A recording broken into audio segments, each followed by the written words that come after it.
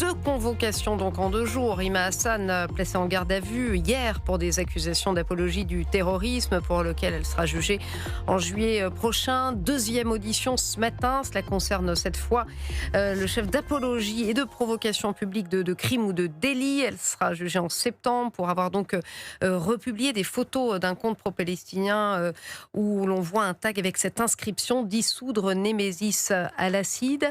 Alors elle crie à l'acharnement judiciaire, on les comptera dans quelques secondes, mais tout d'abord quand même Éric Revel, une réaction sur ces gardes à vue. C'est vrai qu'elle est toujours passée entre les mailles du filet, hein. On s'interrogeait souvent dans ce studio. Bon, là, quand même, la justice réagit. Est-ce que c'est normal ? Alors, il y a l'affaire de ce tweet qu'elle a mis en avant, qui fait l'apologie d'un terroriste japonais qui faisait partie... Kozo Akamoto. Voilà, qui faisait partie d'un groupuscule terroriste, l'Armée Rouge, qui avait tué 26 Israéliens. Exactement, en 72. En 72, bon. Alors, je vois bien la défense de LFI et de Rima Hassan, c'est de dire, en fait, c'est un procès politique. On me fait un procès politique parce que je défends la cause des Palestiniens. Mais pardon, quand vous retweetez ou vous likez...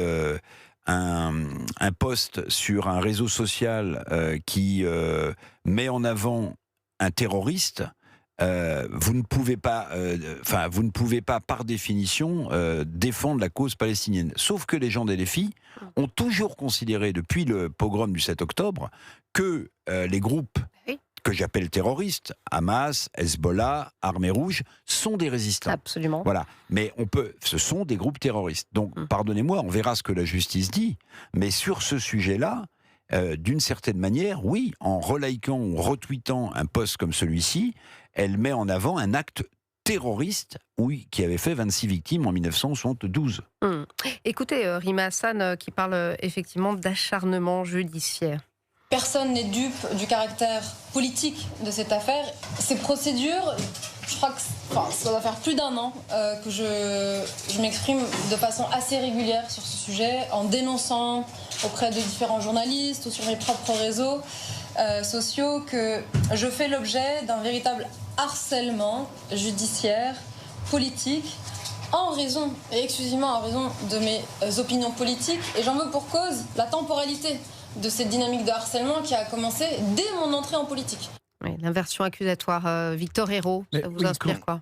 C'est pas étonnant. Mais non, mais quand il y a répétition, quand il y a réitération, quand il y a récidive délictuelle, oui, forcément, il y a réitération, récidive de la justice en face. C'est parfaitement normal. Plus on commet de délits, plus la justice va ouvrir de dossiers. Ça me paraît parfaitement logique. Il faut dire que, alors, il y a des affaires qui ont été classées sans suite, il y en a d'autres pour lesquelles elle peut être encore condamnée, effectivement, pas du tout éloignée. Elle en faisait non seulement les gens, pour tout expliquer à nos auditeurs, un tweet avait été posté par une page qui s'appelle Israel Exposed, en français Israël démasqué, et ce tweet faisait l'hommage de ce terroriste japonais, et Rima Hassan repostait ce tweet-là avec une citation de ce terroriste japonais: « J'ai consacré ma jeunesse à la cause palestinienne, tant qu'il y aura oppression, la résistance ne sera pas un droit, mais un devoir ».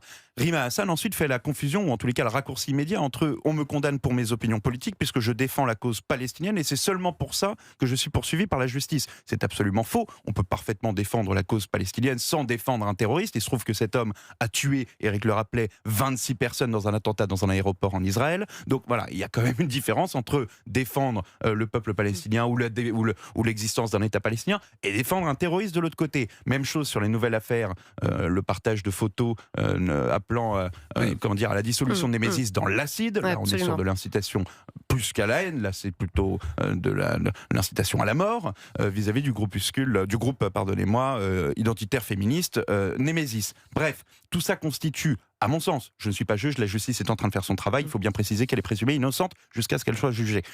Je considère, moi, que ça constitue effectivement un appel à la haine, ou en tous les cas, ça adosser un message de soutien à un terroriste qui effectivement a tué 26 personnes en 1972, ça constitue une justification du terrorisme.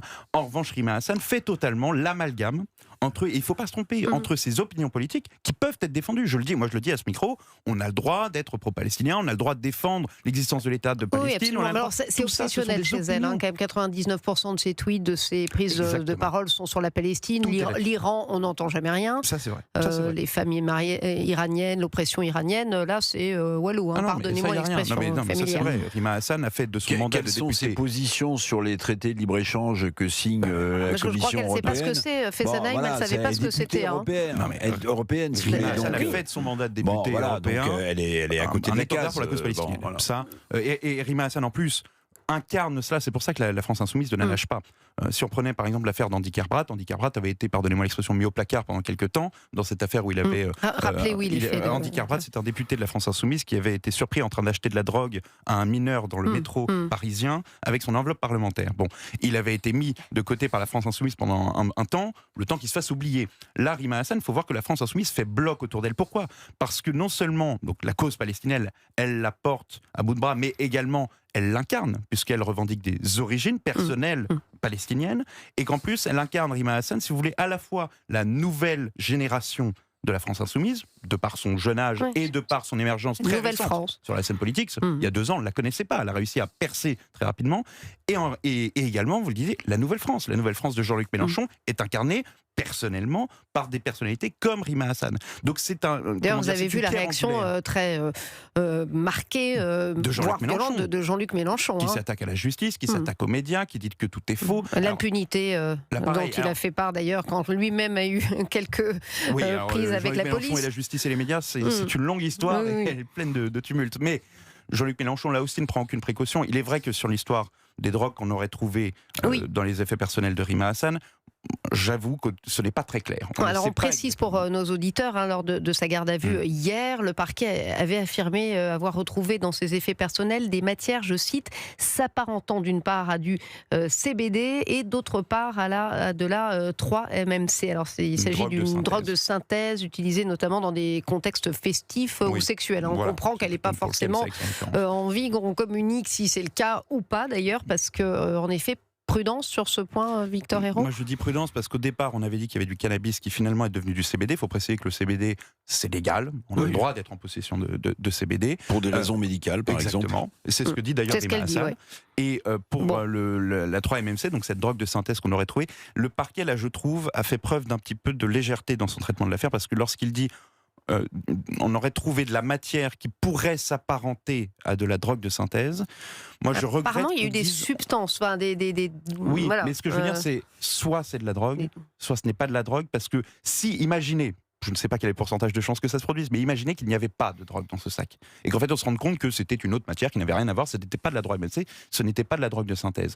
Là, Rima Hassan aura subi un préjudice, parce que c'est vrai que pendant plusieurs jours, on aura dit qu'il y avait de la drogue dans son sac lorsqu'elle est allée au commissariat. Si ce n'est pas vrai, là, le parquet devrait faire très attention à la façon dont il communique. Sauf erreur de ma part, c'est pas la ligne de défense qu'emploie son avocat, qui est plutôt en train d'insinuer que le sac a disparu, il l'a donné au départ de la garde à vue, et qu'elle l'a récupéré. Voilà. À l'insu de leur Oui, c'est plutôt ça. Mais enfin bon, c'est quand même, ce sont des accusations voilées assez il faut être extrêmement prudent sur le deuxième volet de cette affaire, parce que si ça fait pchit, alors là, pour le coup, vous offrez sur un plateau la défense qui voudra que ce soit un procès politique. Vous comprenez ? C'est-à-dire qu'on aura essayé de la charger. Bon, voilà. En tout cas, sur cette affaire d'apologie du terrorisme, oui, ça me semble quand même, on ne peut pas soutenir un terroriste qui a fait 26 victimes dans un attentat terroriste en 1972. Enfin, c'est effrayant. Il y a eu d'autres choses qui sont passées dans les mailles du filet. On a vu d'autres membres de la France Insoumise soutenir, vous savez, Georges Abdallah, etc. Oui, bien sûr. Là, en effet, la justice suivra son cours.